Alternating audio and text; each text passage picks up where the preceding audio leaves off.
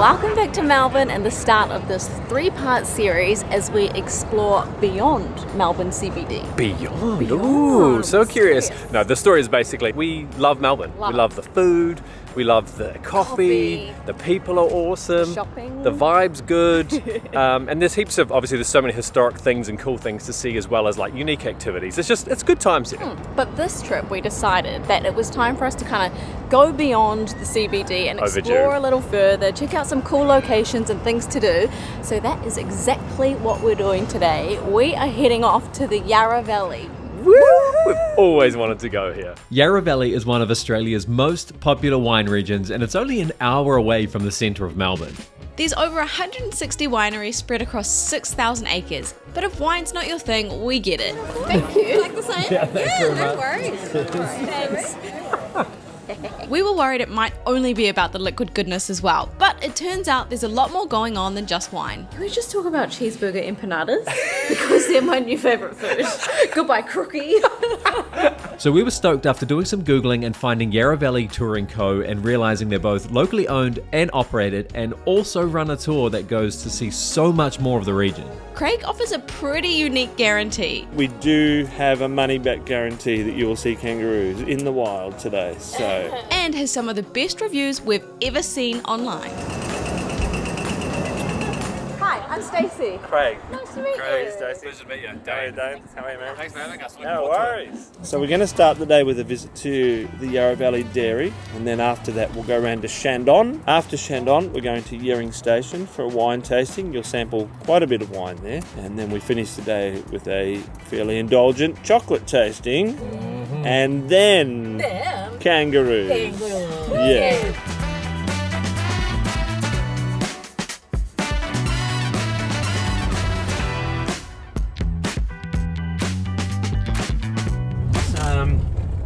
Chocolate dipped strawberries. Really? They are the best thing in the world. Friendly. G'day. Hi. What service? I reckon. Busy yesterday. Sneaky little bonus stop. Reverse, so I can get out of the way. Bonus stop, one of my favourite things in the entire world. Chocolate covered strawberries. Love that. It's like not even lunchtime. Have a look This is in there. breakfast for us. I can't really tell because it's a little bit... Oh, there we go. Whoa! And then look at those. My mouth's watering. So freaking good. What a start. You just inhaled yours. I did one mouthful. Right, first stop. Ready for some cheese? Valley Dairy. You'd think it would be wine, but we've got to line our stomachs with some soft cheeses to start with. We're going to try a lot of goat's cheese, a lot of cow's cheese. I can already tell that this is going to be the kind of day that we're going to come away with a lot of things that we're going to need to take in our luggage, but we've been quite tactical actually with our luggage on this trip. And that's the thing that we absolutely love about flying with Jetstar, is that their airfares are already so crazy low. They keep them as low as possible so they can get more people traveling, more people adventuring, and they don't assume that you want luggage or that you should pay for it if you're not going to use it. So those savings are all passed on to you. So our plan with this trip is we've come over with 20 kilos. I want to buy everything in here. Knowing what Stacey's like, we're going to buy a few things extra, so we've already prepaid to have our 30 kilos on the way home. But if you're the kind of person that can travel carry-on only, which seems to be really popular right now, you can save so much cash, spend on experiences like this. They also always give us a link to the best fares, Melbourne and beyond, I should say, based on what we're calling this series. So we'll leave that link below. Book your fares through there so that Jetstar keeps sending us to cool places as well. But what have you just walked in with? Well, you can't do a cheese tasting without having some wine, so I've got myself a little rosé here before we try some soft cheeses. This place is known for its Persian feta. Love feta. Mm-hmm. But, I mean, I'm not having breakfast, but I'm into the wine and I'm about to get into the cheeses. Wine and cheese for breakfast just hits different day. Why not? Get it? Ooh. One cheese in, I'm already impressed. We tried the gentle goat's cheese. So this is a really fresh goat's cheese with a citrusy flavour to it. Super creamy. That might be the nicest cheese. I'm not actually kidding you. That might be my favourite cheese I can remember in my entire lifetime. A little bit like tangy, a little bit citrusy. This one, definitely don't like that one as much because the first one was like here. Yeah, we started at 100. Still, I think it's the texture thing as well. Like the texture is amazing. Yeah. Fresh goat curd with dill mixed through it. Oh. There's a lot happening in my mouth right now. And the wine, the rosé, super light, really sweet.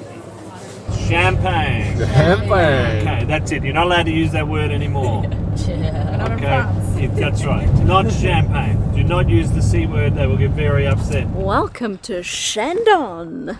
You were looking forward to this the most, right? Yeah, I really wanted to come here for a long time because we love sparkling wine. We love Moe, and this property is unreal. It's so beautiful. So we had all these notes about all these really interesting tidbits, and then Craig is just honestly an He's onto it. absolute legend. He's And an encyclopedia. he actually is. He's so casual, so we'll just let him talk to you all about this place.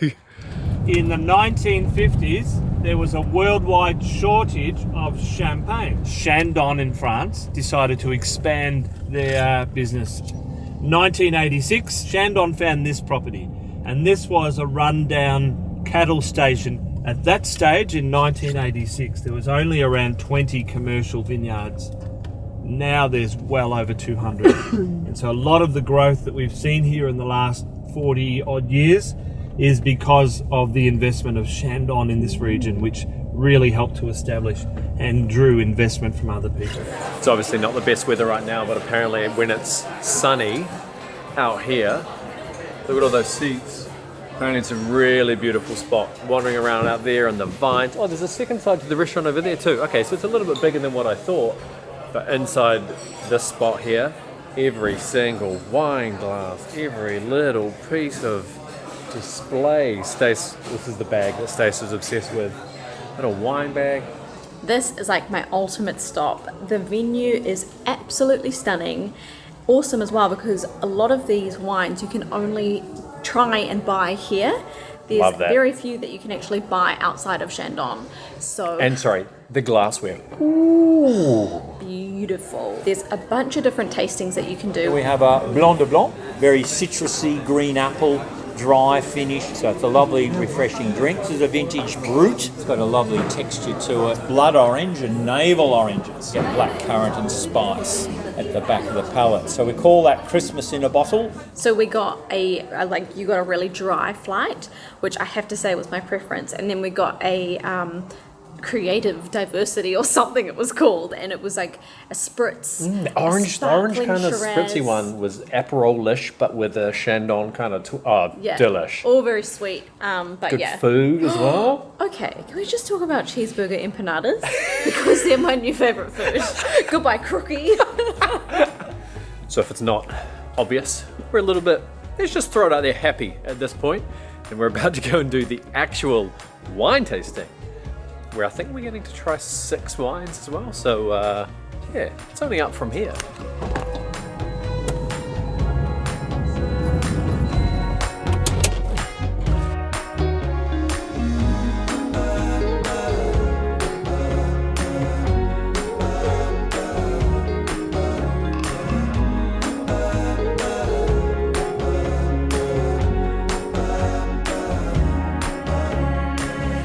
Welcome to Yarra Station. This is basically where the Yarra Valley all began, because this is the original vineyard that was planted in 1838. Remember the I date? believe, Love it. Yes, it was.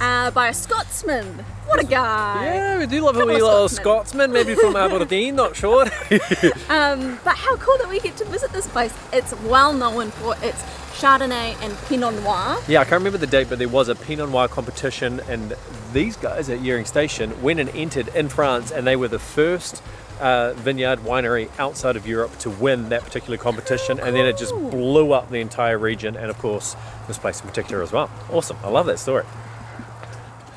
So we're going to do a Chardonnay review, because Craig has told us about how great the Chardonnay is in Yarra Valley. But we're saying that Chardonnay over the years, more so in the last couple of years, we've noticed how much it changes. It's not just all oaky. No, There's so much more going on. exactly. And we, to be fair, are not the biggest Chardonnay drinkers. So No, that does not smell like oak.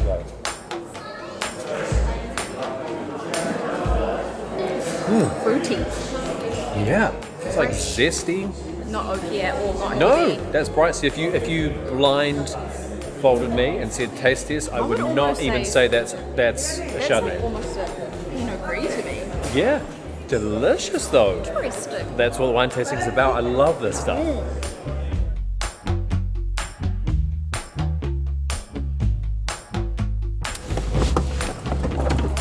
Here's something we never knew. This chocolatory, my pronunciation is I'm struggling with a little bit, is the second most visited tourist attraction in all of Victoria. It's very, very busy. There's cars everywhere, but this means that it must be good, right? So there's over 200 different varieties of chocolate and truffles. Started in 2012. We're about to do an included chocolate tasting. And then basically we've got to try and Then like... we're going shopping. Thank you. Like the same? Yeah, thanks very no much. worries. Thanks. Then we're what? Then we're going shopping. but then it's down to the roos. Then it's down to the kangaroos. Oh, yeah. Welcome to Yarra Valley Chocolatory and Ice Creamery. Thanks so much for visiting. You can see I've got a pink hat and a pink shirt, not my favourite colours, but we do have our Rocky Road Festival on at the moment. So we do have 31 different flavours. We don't normally have them, it's only here for the festival, and that goes until the 31st of May. So if you've still got room for more sugar, more food after this, you can try any one of those 31 flavours. Thank you so much. All right, time check. That's good. You have 27 minutes. Hopefully this rain stays away. We'll go for a little nature walk. See how close we can get to the roos. And this is the time when they start to come out. This looks so much smaller than what we saw. Yeah, so we got to find a big male as well. So this would be a couple of young fellas. Upside down. Oh yeah. There's a baby in. Where's Ma? In there. Mama's going. Oh, so Bubba's upside down. This is a teenager that hasn't moved out. Wow, you're a big boy. Look at the size of that tail. Oh yeah. Really thick. Yeah. So